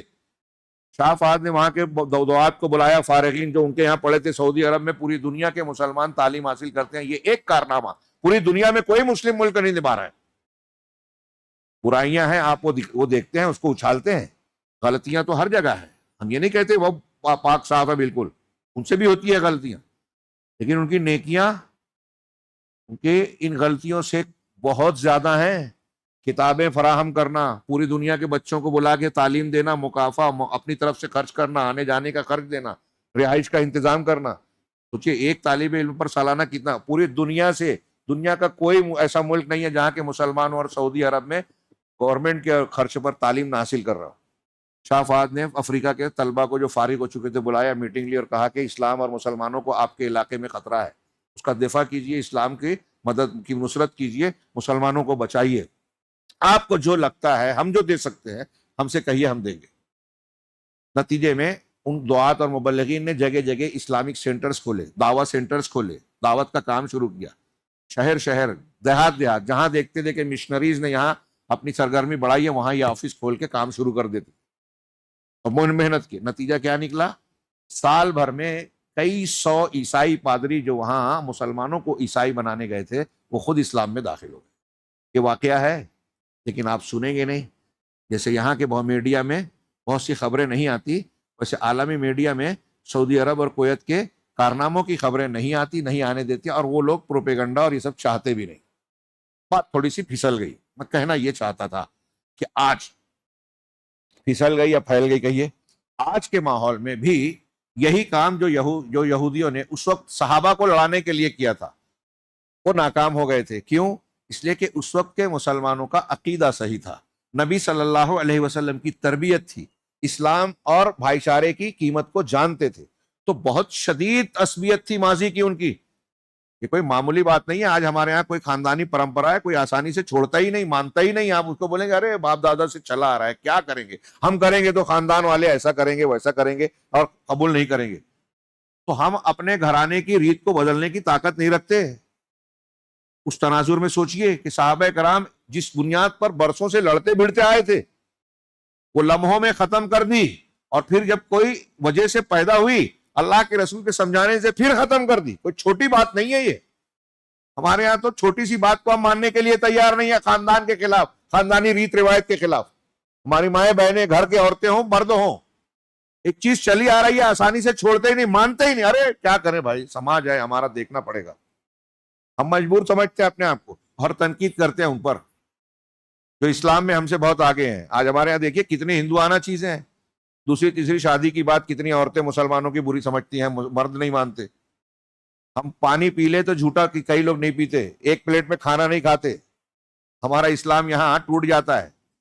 ہاں, ذات برادری میں ایک دوسرے سے شادیاں نہیں ہوتی. آج بھی کتنے علاقے ہیں, گجرات کے علاقے میں 2-3 میں نے کہا کہ کر لے, کہا مار ڈالیں گے. اپنے شاگرد سے کہا کہ تم دوسری برادری میں شادی کرنا, تو کہا مولانا صاحب مار ڈالیں گے. وہ نہیں ہوتی ہمارے یہاں, نہیں ہوگی. یہ مسلمان ہے. سوچئے صحابہ کرام کتنے بڑے عظمت والے تھے. ہاں, سعودی عرب میں جائیے آج آپ آدھا گلاس پانی پی کے محمد بن سلمان کو دیں گے, پی لے گا. ہوائی بات نہیں کر رہا ہوں. وہاں جھوٹا پی لیں گے, 2 شادیاں کر لیں گے. ہندوستانی لڑکا پسند آئے تو اپنی بیٹی کا رشتہ پیش کر دیں گے. ذات برادری علاقہ نہیں دیکھیں گے. ہے کچھ لوگوں میں ہوتا ہے, آج بھی ہے کہیں کہیں پر. جو میں ایمان والے اور توحید والوں کی بات کر رہا ہوں, ایک عمومی مزاج یہ ہے جو میں کہہ رہا ہوں. ہم سے کہیں زیادہ اسلام جانتے اور اس پر عمل کرتے. کتنا بھی بڑا ہو, سعودی عرب میں آپ دیکھیں جنگل میں نماز کا وقت ہوگا, گاڑی روک کے جانماز بچھا کے نماز پڑھے گا. ہمارے یہاں تو 5 وقت کی ایک وقت تک ایک ساتھ پڑھتے ہیں. کچھ لوگ تو چھوڑ بھی دیتے ہیں اور یہاں بیٹھ کے تنقید کرتے ہیں. ان کے حالات کیا ہیں, ان کے پیچھے کون کون سی سازشیں ہو رہی ہیں, ان کے بارے میں کون سی غلط خبریں چھاپی جا رہی ہے, یہ تحقیق کیے بغیر لوگ ان کے پیچھے بولنا شروع کر دیتے ہیں. اور ہمارے یہاں کچھ لوگ ان کا آلہ بنتے ہیں. میں کہنا یہ چاہ رہا ہوں کہ یہ معاملہ پہلے بھی تھا, آج بھی ہے, پوری تاریخ میں ہوا. آج ہم یہودیوں کے ایجنڈے پہ چلنے لگتے ہیں, لڑنے لگتے ہیں. ان کے مطابق مسلمانوں میں جو سچے اور اچھے ہیں, صحیح عقیدے کے لوگ ہیں, ان کے خلاف بولنے لگتے ہیں. اور وہ لوگ بولتے ہیں جن کو یہ غرہ اور دعویٰ ہے کہ ہم دعوت کا کام کر رہے ہیں, دین کا کام کر رہے ہیں, اسلام پسند ہے, وہ توحید والوں کے دشمن بنتے ہیں, یہودیوں کا ساتھ دیتے ہیں, ان کے ایجنڈے پہ کام کرتے ہیں. انہیں پتہ بھی نہیں چلتا کہ ہم اسلام پسندی کے نام پر اسلام کو کھوکھلا کرنے والا کام کر رہے ہیں. ہم علماء کو مجروح کر کے اسلام کو کمزور کر رہے ہیں. 4 لوگوں کو آپ نے اگر کوئی بات سنا دی لیکن علماء کو بدنام کر دیا, تو آپ اسلام کو مضبوط بالکل نہیں کر رہے ہیں. میری اس بات کو بہت سے لوگوں کی یہ بات سمجھ میں نہیں آئے گی. ہاں, کیونکہ علم کے بغیر لوگ آج علامہ بننے کی کوشش کرتے ہیں. ہاں, اور انہیں یہ نہیں پتا کہ وہ جاہل ہے. خیر, تو میں یہ عرض کر رہا تھا کہ یہ جو واقعہ ہے ہمارے لیے سبق ہے, ہمیں سیکھنا چاہیے. کن بنیادوں پر صحابہ کرام میں یہ محبت تھی, کن بنیادوں پر قومی تعصب کو چھوڑ کر بھائی بھائی بن گئے, کن بنیادوں پر ان کی صفوں میں اتحاد تھا, دلوں میں کینہ کپٹ نہیں تھا. ہمارے یہاں تو ہمارے ہی بیچ رہ کے ہمارے ہی خلاف سازش کرتے ہیں, اپنی حقیقت کو چھپاتے ہیں, جھوٹ بولتے ہیں, دھوکہ دیتے ہیں. یہ منافقت ہے. تو ایک واقعہ یہ ہے. میں آگے بڑھنا چاہتا ہوں, وقت زیادہ ہو رہا ہے کیونکہ ہمیں غزوہ بدر پہنچنا تھا. اس میں ایک واقعہ بہت لمبا چوڑا دیا ہے, بنو قینقاع کا. یہ یہودیوں کا وہ قبیلہ جو مدینے کے لوگوں سے لگ کر تھا. ان کا ایک بازار تھا, وہاں ان کے یہاں بڑے جو لوہاری کا کام کرنے والے, برتن کا کام کرنے والے, ہتھیار بنانے والے ان کے یہاں پائے جاتے تھے. اور ان کو اس بات کا گھمنڈ تھا کہ ہمارے پاس طاقت بھی ہے, نفری قوت ہے, ہمارے قلعے ہیں, ہتھیار بھی بناتے ہیں ہم لوگ. تو ہم اگر محمد صلی اللہ علیہ وسلم یا مسلمان اگر ہم سے بھیڑے لڑے تو ہم نپٹ لیں گے. تو یہ لوگ شرارتیں شروع کر دیے, مسلمانوں کے خلاف مختلف باتیں کرنے لگے, عہد شکنی کرنے لگے. مسلمان عہد و معاہدے کا پاس لحاظ کر رہے تھے. ان کے بازار میں جو مسلمان جاتے ان کو مختلف باتیں کر کے یہ سناتے تھے. جب اللہ کے رسول صلی اللہ علیہ وسلم کو پتہ چلا تو آپ وہاں گئے. دیکھیے اقدام, پہلے سمجھانے کی کوشش, کوئی بھی کام پہلے اچھے ڈھنگ سے بات چیت سے کرنا چاہیے. نبی صلی اللہ علیہ وسلم وہاں تشریف لے گئے, ان کو اکٹھا کیا, ان کو سمجھایا بجھایا اور کہا کہ دیکھو ہمارے درمیان مصالحت ہے, اس لیے ہمارے لیے بہتر ہے کہ ہم جو ہے اچھی مصالحت کریں, اور اگر تم اسلام لے آؤ گے تو یہ بہت اچھی بات ہوگی, اور اگر سرکشی کرو گے, مخالفت کرو گے, تو دیکھو اللہ نے قریش کا کیا انجام کیا, تمہارا بھی ہو سکتا ہے. اس پر وہ طیش میں آ گئے اور کہا کہ محمد آپ جو ہے قریش کی طرح ہم کو نہ سمجھے, ہم آپ کا پالا وہ نادان لوگ تھے, اناڑی لوگ تھے, ہمارے پاس ہتھیار بھی ہے, طاقت بھی ہے, اور ہم جنگ کرنا بھی جانتے ہیں, لہذا ہمارے بارے میں قریش کی طرح اندازہ لگانے کی غلطی نہ کرنا.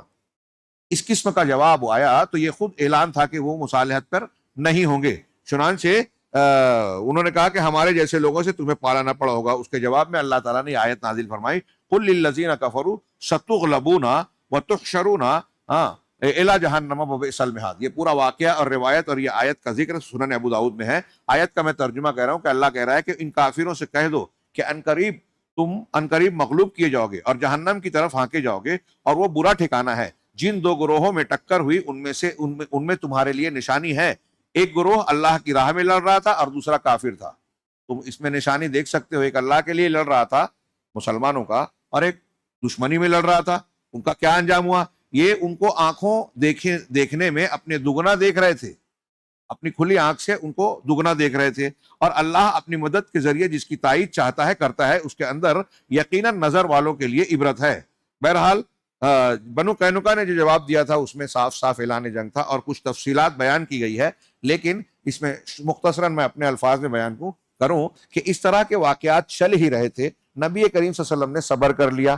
ان کے جواب کے باوجود آپ نے کوئی سخت کارروائی نہیں کی، اقدام نہیں کیا، صحابہ کرام کو بھی روکے تھامے رکھا۔ لیکن اس بیچ ایک واقعہ ایسا ہوا کہ ایک عورت یہودیوں میں سے کسی آدمی کے پاس اپنا کوئی کام لے کے گئی، سونار کے پاس، ایک یہودی سونار کے پاس اپنا کام لے کے گئی، اور اس نے نقاب لگا رکھا تھا۔ تو اس نے کہا کہ اپنا نقاب کھولو، عورت نے نہیں مانا، کہا کہ آپ میرا کام کیجئے، میں نقاب نہیں کھولوں گی۔ اب یہ یہاں دیکھتے ہی دیکھتے کئی یہودی آئے اور پیچھے سے اس عورت کے نقاب کا پچھلا حصہ کسی چیز سے باندھ دیا، اور پھر اسے اٹھنے کے لیے جب وہ اٹھی تو اس کا کپڑا پیچھے سے بندھا ہوا تھا کھنچ گیا، اور اس کا چہرہ کھل گیا، وہ بے نقاب ہو گئی۔ اس پر اس کو بہت برا لگا، یہودی ہنسنے لگے، اس نے چیخ چلا کر مدد چاہی۔ وہاں قریب میں ایک مسلمان صحابی تھے، انہوں نے جب سنا اور جانا کہ واقعہ یہ ہے، تو انہوں نے اس سونار کو اور اس حرکت کرنے والے یہودی کو قتل کر دیا، مارا اور مار ڈالا۔ پلٹ کر یہودیوں نے ان پر حملہ کر دیا اور ان کو شہید کر دیا۔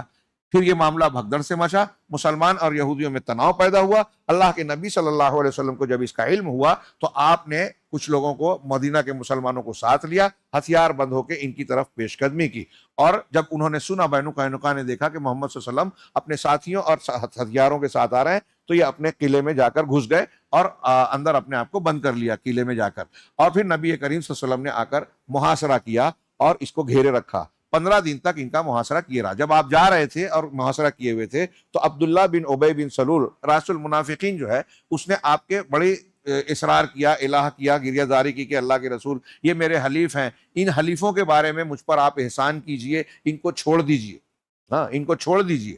اللہ کے نبی صلی اللہ علیہ وسلم اس کی بات کو سن نہیں رہے تھے، منہ پھیر رہے تھے، لیکن یہ مہینہ بھر پہلے ہی، یہ جنگ بدر کے بالکل بعد میں ہو رہا ہے وہ معاملہ، مہینہ بھر پہلے ہی اس نے اپنے آپ کو اسلام مسلمان بتایا تھا، اس لیے اس کی دلجوئی بھی کر رہی تھی، اور اس کے پیچھے بہت سارے لوگ بھی تھے۔ اس نے بہت اصرار کیا تو اللہ کے نبی صلی اللہ علیہ وسلم نے بالآخر اس کی بات کو مان لیا کہ ٹھیک ہے، ہم ان کو قتل نہیں کریں گے۔ اور پھر 15 دن کے بعد اللہ نے ویسے بھی ان کے دل میں روب دبدبہ ڈالا، انہوں نے اپنے ہتھیار ڈال دیے، اور پھر یہ کہا کہ آپ جو فیصلہ کریں گے ہم اس کو جو ہے قبول کریں گے۔ چنانچہ بالآخر رسول اللہ صلی اللہ علیہ وسلم نے اس کی بات کو مان لیا، رعایت کیا۔ انا للہ و انا الیہ راجعون۔ اس طرف سے بھی دھواں اٹھ رہا ہے جی، ٹرانسفارمر اڑا ہے۔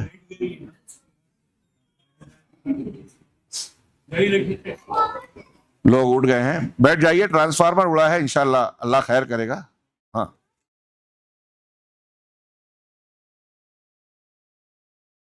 یہ میں مختصراً میں آج کی بات پوری کرتا ہوں۔ جب اللہ کے رسول صلی اللہ علیہ وسلم نے اس کی بات رکھ لی، بند ہو گیا، تشریف رکھیے۔ ارے بھائی، ایسے واقعات سے مطلب جو ہونا ہے ہوگا انشاءاللہ۔ ہاں، چنانچہ یہ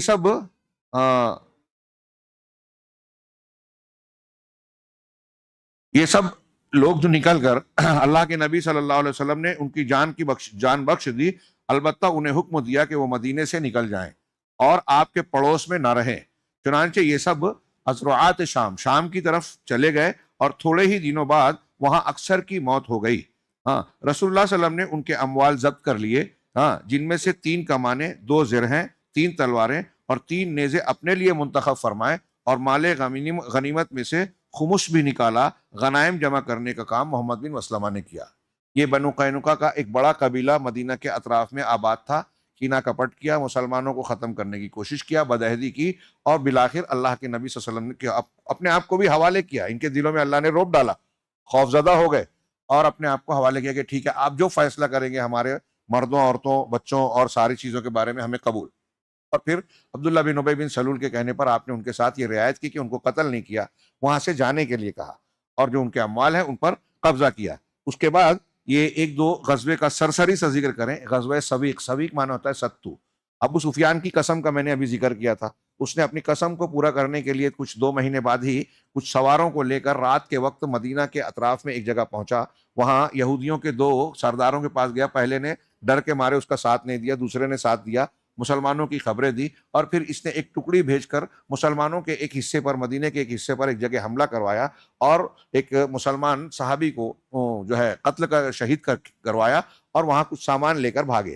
ہاں، نبی کریم صلی اللہ علیہ وسلم پیچھے تیزی سے نکل کے مکہ کی طرف بھاگے۔ اللہ کے رسول صلی اللہ علیہ وسلم کو جب پتہ چلا تو آپ نے کچھ سواروں کو لے کر جو ان کا تعاقب کیا، اور بہت تیزی سے آپ بڑھے، لیکن اس سے زیادہ تیزی سے یہ لوگ مکہ کی طرف بھاگے، اور پھر جو ہے راستے میں بھاگتے ہوئے اپنی سواریاں، جو دقت ہو رہی تھی بھاگنے میں، تو سواریوں پر جو ان کے سامان کھانے پینے کا لدا ہوا تھا وہ کم کرتے ہوئے پھینکتے ہوئے بھاگے کہ ہم ہلکے ہو کے آگے تیزی سے بھاگ جائیں۔ اسی میں بہت بڑی مقدار میں ستو تھا، جو کھایا جاتا ہے، ستو، سویق عربی میں اسے کہتے ہیں۔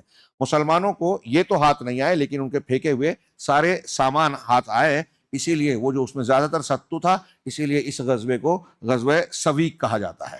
ابو سفیان بہرحال چھوٹی موٹی مہم کا ایک طریقے سے، یعنی اس کو ہم مہم کیا کہیں گے، یہ ڈاکہ زنی اور چوری جیسا، چکے پن کے جیسا ایک عمل تھا، اس کو انجام دے کر واپس آیا۔ اسی طرح غزوہ ذی امر مارکہ بدر کے درمیانی عرصے میں رسول اللہ صلی اللہ علیہ وسلم کے زیر قیادت یہ سب سے بڑی فوجی مہم تھی، غزوہ ذی امر، جو محرم 3 ہجری میں پیش آئی۔ اس کا سبب یہ تھا کہ مدینہ کے ذرائع اطلاعات نے رسول اللہ صلی اللہ علیہ وسلم کو یہ اطلاع فراہم کی کہ بنو ثعلبہ اور محارب کی بہت بڑی جمعیت مدینے پر چھاپا مارنے کے لیے اکٹھا ہے۔ یہ اطلاع ملتے ہی رسول اللہ صلی اللہ علیہ وسلم نے مسلمانوں کو تیاری کا حکم دیا، اور سوار و پیادہ پر مشتمل 450 کی نفری لے کر روانہ ہوئے، اور حضرت عثمان بن عفان رضی اللہ تعالیٰ عنہ کو مدینے میں اپنا جانشین مقرر کیا۔ راستے میں صحابہ نے بنو ثعلبہ کے جبار نامی ایک شخص کو گرفتار کر کے رسول اللہ صلی اللہ علیہ وسلم کی خدمت میں پیش کیا۔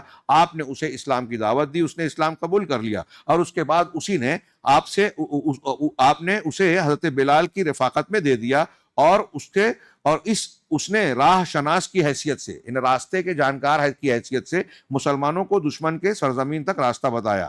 ادھر دشمن کو جیش مدینہ کی آمد کی خبر ہوئی تو وہ گرد و پیش کی پہاڑیوں میں بکھر گئے، لیکن نبی صلی اللہ علیہ وسلم نے پیش قدمی جاری رکھی اور لشکر کے ہمراہ اس مقام تک تشریف لے گئے جسے دشمن نے اپنی جمعیت کی فراہمی کے لیے منتخب کیا تھا۔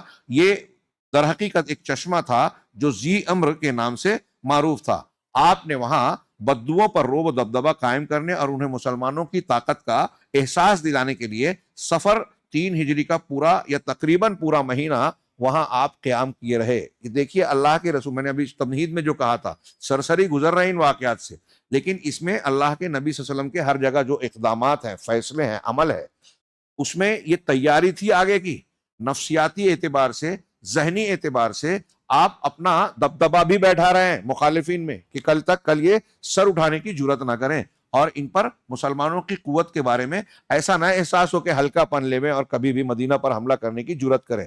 یہ آپ گویا اپنی قوت و سطوت کو مضبوط بھی بنا رہے ہیں، مدینہ کی حکومت کو استحکام دے رہے ہیں۔ کعب ابن اشرف کا قتل، یہ ایک کعب ابن اشرف کے قتل کا بھی لمبا واقعہ ہے، یہ صحیح بخاری اور دوسری حدیث اور سیرت کی کتابوں میں اس کی کچھ تفصیلات آپ کو ملے گی۔ میں بہت ہی ابن اشرف یہودیوں کا ایک سردار تھا، بنو نذیر کے قبائل میں یہ پیچھے کی جانب اس کی ایک بڑی کوٹھی اور خود کا قلعہ تھا، بڑا مالدار اور انتہائی حسین و جمیل آدمی، شاعر آدمی تھا۔ بدر کے تعلق سے جب اسے پتہ چلا کہ مسلمانوں کو حاصل ہوئی ہے، طاقت حاصل ہوئی ہے، فتح حاصل ہوئی ہے، تو پہلی خبر میں اس نے کہا کہ یہ تو بہت، کیا یہ واقعی ایسا ہوا ہے؟ اور یہ اگر سرداران مکہ کا جن کا نام لیا جا رہا ہے یہ قتل کیے گئے ہیں تو یہ تو اپنے علاقے کے بادشاہ تھے، اور اگر ایسا یہ صحیح ہے تو پھر زمین کی محمد کے سلسلے میں صلی اللہ علیہ وسلم کہا کہ وہ اگر کامیاب ہو گیا تو پھر زمین کی پیٹ جو ہے پیٹ سے بہتر ہے، ہمیں مر جانا چاہیے۔ پھر اس کو جب پکی خبر ملی تو بڑا تلملایا، اور اس نے لوگوں کو، مسلمانوں کے خلاف جو ہے بولنا شروع کیا، حجویہ اشعار کہنا شروع کیے۔ پھر یہ مکہ والوں کے درمیان گیا، ان کو شیر کہہ کے جو ہے ایک آدمی کے پاس مہمان ٹھہرا اور شیر کہہ کے مسلمانوں کے خلاف انتقامی جذبے کو ابھارنے لگا کہ تم کو انتقام لینا چاہیے، اس کی تیاری کرنا چاہیے۔ پھر اسی درمیان ان سے پوچھا گیا، اس سے پوچھا کسی نے کہ ابو سفیان وغیرہ نے کہ تم مسلمانوں کا بھی مذہب دیکھتے ہو، ہمارا بھی مذہب دیکھتے ہو، تمہارے نظر میں کون زیادہ صحیح مذہب والا ہے؟ تو اس نے کہا کہ تم زیادہ ہدایت والے ہو۔ اس پر اللہ تعالیٰ نے قرآن کی آیت بھی اتاری، الم تر الی الذین اوتوا نصیبا من الکتاب یؤمنون بالجبت والطاغوت، کیا آپ نہیں دیکھتے کہ وہ لوگ جن کو کتاب کا ایک حصہ دیا گیا ہے، آسمانی کتاب پر ایمان لانے کے دعوے دار ہیں، وہ حصہ دیا گیا ہے، علم دیا گیا ہے، پھر بھی وہ جبت اور طاغوت پر ایمان رکھتے ہیں، غیر اللہ کو مانتے ہیں، جادو ٹونا شیطان پر ایمان رکھتے ہیں، باطل کو قبول کرتے ہیں۔ وَيَقُولُونَ لِلَّذِينَ كَفَرُوا هَؤُلَاءِ أَهْدَىٰ مِنَ الَّذِينَ آمَنُوا سَبِيلًا، اور کافروں سے کہتے ہیں کہ یہ لوگ ایمان والوں سے زیادہ راستے والے ہدایت یاب ہیں۔ ہاں، کعب بن اشرف یہ سب کچھ کر کے مدینہ واپس آیا تو یہاں صحابہ کرام کی بیویوں کے تعلق سے بھی اشعار کہنے لگا، گندی اور بیہودہ واہیات باتیں کہنے لگا، نبی کریم صلی اللہ علیہ وسلم کے سلسلے میں بھی حجویات بکنے لگا۔ اس پر اللہ کے نبی صلی اللہ علیہ وسلم نے جب دیکھا کہ پانی سر سے اونچا ہو گیا ہے اور پھر اس کی وجہ سے لوگوں میں بھی حوصلے بڑھ رہے ہیں، تو اللہ کے نبی صلی اللہ علیہ وسلم نے صحابہ سے پوچھا کہ کون ہے جو میرے لیے کعب ابن اشرف سے نمٹے۔ اس پر حضرت محمد بن مسلمہ رضی اللہ تعالیٰ عنہ مشہور صحابی ہیں، انہوں نے کہا کہ میں، اور پھر ان کے کچھ رفقا بھی تھے جس میں ابو نائلہ، حارث اور کئی صحابی تھے، 6-7 لوگ تیار ہو گئے کہ اللہ کے رسول کیا آپ چاہتے ہیں؟ محمد بن اسلم جب آپ نے پوچھا تو محمد بن اسلمہ نے کھڑے ہو کر کہا کہ کیا آپ چاہتے ہیں کہ میں اسے قتل کر دوں؟ تو آپ نے کہا ہاں، کہا ٹھیک ہے، آپ اگر ایسا ہے تو مجھے اس بات کی بھی اجازت دیجئے کہ میں اس سے جا کے آپ کے تعلق سے کچھ باتیں کہوں، تو اجازت دیجئے، حالانکہ میں دل سے نہیں کہوں، کہ تمہیں اجازت ہے، تم جو چاہو کہہ سکتے ہو۔ چنانچہ حضرت محمد بن مسلمہ اس کے کوٹھی کے پاس گئے، یہ نئی دلہن کے ساتھ خوشبو میں بسا نئے لباس پہن کے اپنی بیوی کے پاس تھا، نہیں اس سے پہلے یہ ان کے پاس دن میں گئے اور کہا کہ میں جب سے یہ محمد آئے ہیں ہم سے صدقہ وغیرہ لیا اور ہم کو مشقت میں ڈال دیا ہے، کہا ابھی تو تم اور تکلیفیں دیکھو گے، کہا آپ تو ایسے ایسے سردار ہیں، عرب کے ایسے ایسے آدمی ہیں، میں آپ سے کچھ قرض لینے آیا ہوں، مجھے 1-2 وسق جو ہے اناج دے دیجئے۔ تو انہوں نے کہا کہ کچھ رہن رکھ دو، تو کہا کیا رہن رکھنا چاہتے ہیں؟ کہا اپنی عورتوں کو رکھ دو۔ کہا ہم اپنی عورتوں کو اگر آپ کے پاس رکھیں گے تو آپ جیسا حسین و جمیل کے شخص ہے عرب میں آپ سے زیادہ خوبصورت کوئی نہیں، ہماری عورتیں فتنے میں پڑ جائے گی۔ کہا اچھا ٹھیک ہے، اپنے بیٹوں کو رکھ دو۔ تو کہا بیٹوں کو رکھیں گے تو لوگ انہیں تانا دیں گے کہ دیکھو اپنے 1-2 وسق اناج کے لیے اپنے بیٹے کو رہن رکھ دیا، تو یہ ہمارے لیے ناقابل قبول بے عزتی ہوگی، اس لیے یہ بھی نہیں کر سکتے، اگر آپ چاہیں تو ہم اپنا ہتھیار آپ کے پاس رکھ سکتے ہیں۔ کہا ٹھیک ہے، پھر یہ بات کر کے چلے کہ رات میں آئیے گا۔ پھر ابو نائلہ آئے اور انہوں نے دوسرے انداز میں بات کی کہ جب سے یہ آئے ہیں تو ہمارے آپس میں ایک دوسرے میں تنگی پیدا کر دی ہے، سارے عرب ہمارے دشمن ہو گئے، ایسا ہو گیا، ہم پریشان ہیں، کیا کریں؟ میں اور میرے کچھ ساتھی ہیں ان سے چھٹکارا پاتے ہیں، لیکن اب جب ہم ان کا ساتھ ہی لے چکے ہیں تو کھل کے کہہ بھی نہیں سکتے، اب ہمارے گھروں میں بہت دقت اور پریشانی ہے، ہم کو کچھ مدد چاہیے آپ کی، اس مقصد سے آئے ہیں، کسی سے بولنا نہیں۔ تو اس نے کہا ٹھیک ہے، میں کسی سے نہیں بولوں گا، اور اس نے ان سے بھی کہا کہ اپنے ہتھیار جو ہے ہمارے پاس رہن رکھ دو۔ اب رات میں جب یہ آئے محمد بن مسلمہ اور یہ گروپ، اللہ کے رسول صلی اللہ علیہ وسلم نے ان کو ایک مقام تک پہنچایا اور اس کے بعد ان کو الوداع کہا اور آپ دعا عبادت میں لگ گئے۔ ہاں، تو اللہ کے نبی صلی اللہ علیہ وسلم نے ان کو رخصت کیا کہ اس مہم پر جا رہے ہیں، یہ ہتھیار لے کر آئے، آواز دی، جب یہ اترنے لگا تو اس کی بیوی نے کہا بھی کہ تم کہاں جا رہے ہو؟ اللہ کی قسم میں وہ آواز سن رہی ہوں جس میں مجھے خون کی بو آ رہی ہے۔ تو اس نے کہا کہ نہیں، یہ اپنے ہی لوگ ہیں، اور شریف آدمی کو اگر اس طرح نیزے کی طرف بھی بلایا گیا تو جانا چاہیے، میں جا سکتا ہوں۔ بہرحال یہ آیا اور پھر ان لوگوں نے اس سے اپنی بات کرنا شروع کی، تھوڑی ہنسی مذاق کی اور کہا کہ ہم اگر کچھ پیدل چل لیں فلاں جگہ تک، تو کہا بالکل آپ چاہتے ہو تو چلو۔ پھر کہا کہ آپ تو ایسی خوشبو میں ہیں، بسے ہوئے ہیں کہ زندگی میں ہم نے کبھی ایسی خوشبو سونگی ہی نہیں۔ ابو نائلہ نے کہا کہ اگر اپنا سر آپ ہمیں سونگھا دیں تو بہت اچھا ہوگا۔ کہا جھک گیا، اس نے سر میں ہاتھ ڈال کے صحابی نے سونگھا اور لوگوں کو بھی سونگایا، پھر چھوڑ دیا، 1 مرتبہ 2 مرتبہ، کہا 1 مرتبہ اور 1 مرتبہ اور۔ پہلے سے ابو نائلہ بول رکھے تھے کہ جب میں کس کے پکڑوں گا، اشارہ کروں گا تو تم اس پر حملہ کر دینا۔ چنانچہ تیسری مرتبہ میں اس کے سر کو اچھا دبا کے پکڑا اور کہا کہ اللہ کے دشمن کو لے لو اب۔ چنانچہ صحابہ نے وار کیا لیکن اس کی گردن کٹی نہیں۔ محمد بن مسلمہ رضی اللہ تعالیٰ عنہ نے دیکھا تو ایک کدال وہاں پڑی ہوئی تھی، اسے لے کر اس کے اوپر رکھا اور اپنے آپ کو اس پر ڈال لیا، اس سے اس کدال کا ایک حصہ اس کے پچھلے حصے سے آگے کی طرف جو ہے دھس کر باہر نکل گیا۔ اس درمیان اس نے اتنی تیز چیخ ماری کہ آس پاس کے جتنی گڑھیاں کوٹھیاں اور قلعے تھے سب جگہ روشنی ہو گئی. سب لوگ حیران ہو گئے کہ یہ ایسی عجیب و غریب چیخ کہاں سے آئی ہے. لوگ جاگ اٹھے لیکن کچھ ہوا نہیں. صحابہ کرام رضوان اللہ علیہم اجمعین واپس مدینہ آئے اور پھر اس مقام تک جہاں اللہ کے رسول نے چھوڑا تھا پہنچتے ہی تکبیر بلند کی. ہاں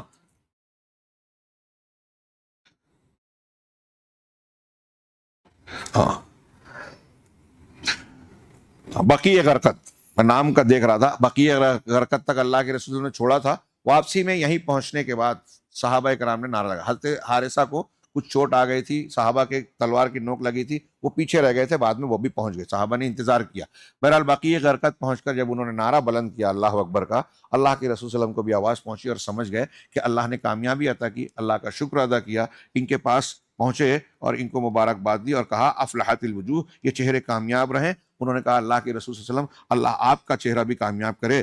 اور پھر اس طاغوت کا سر آپ کے سامنے رکھ دیا. کعب ابن اشرف کا سر رکھا, آپ نے اس کے قتل پر اللہ کی حمد و ثنا کی اور حارث کے زخم پر لعاب لگا دیا, لعاب دہن لگا دیا, جس سے وہ شفا یاب ہو گئے اور آئندہ کبھی تکلیف نہیں ہوئی.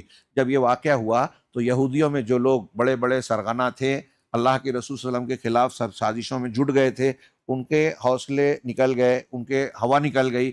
اور جب دیکھا کہ کعب ابن اشرف جیسے ایک سردار کو, کوٹھی والے بڑے آدمی کو, اس نے جب شرارتیں کی, فساد پھیلایا, تو محمد صلی اللہ علیہ وسلم اور ان کے رفقا نے اس کی آواز کو خاموش کر دیا, قتل کر دیا. تو اب کوئی اگر فساد فتنہ کرے گا, صلح کو توڑے گا, کوئی مسلمانوں کے خلاف اس طرح کی شرارتیں اور حرکتیں کرے گا تو وہ محفوظ نہیں رہے گا. اس لیے انہوں نے جو ہے ایک خاموشی سادھ لی اور سب لوگ, یعنی مولانا صفی الرحمان صاحب نے کہا کہ وہ سانپ جو ہے وہ واپس اپنے بلوں میں گھس گئے. غزوہ بحران یہ ایک بڑی فوجی طلایہ گردی تھی جس کی تعداد 300 تھی. اس فوج کو لے کر رسول اللہ صلی اللہ علیہ وسلم ماہ ربیع الاول سن 3 ہجری میں بحران نامی ایک علاقے کی طرف تشریف لے گئے. یہ حجاز کے اندر فرا کے اطراف میں ایک معدنیاتی مقام ہے, اور ربیع الاخر اور جمادی الاولیٰ کے 2 مہینے وہیں قیام فرما رہے. اس کے بعد مدینہ تشریف لائے. کسی قسم کی لڑائی سے سابقہ پیش نہ آیا. اب اس کے بعد غزوہ احد سے بالکل پہلے آخری مہم جو ہوئی, سریہ زید بن حارثہ, یہ ایک قریش کو اس میں بھی بہت بڑی ضرب لگی, اور اس کے ہونے کے بعد ہی قریش پورے طیش میں آ کر غزوہ احد کے لیے تیاری کرنے لگے, اور پھر تیاری کر کے مکہ سے مدینہ کی طرف کوچ کیا. انشاءاللہ کل کے درس میں ہم وہ جانیں گے. اللہ رب العالمین ہمیں دین کو سمجھنے اور اس پر عمل کرنے کی توفیق عطا فرمائے. وآخر دعوانا ان الحمد للہ رب العالمین وصلی اللہ علی نبینا محمد.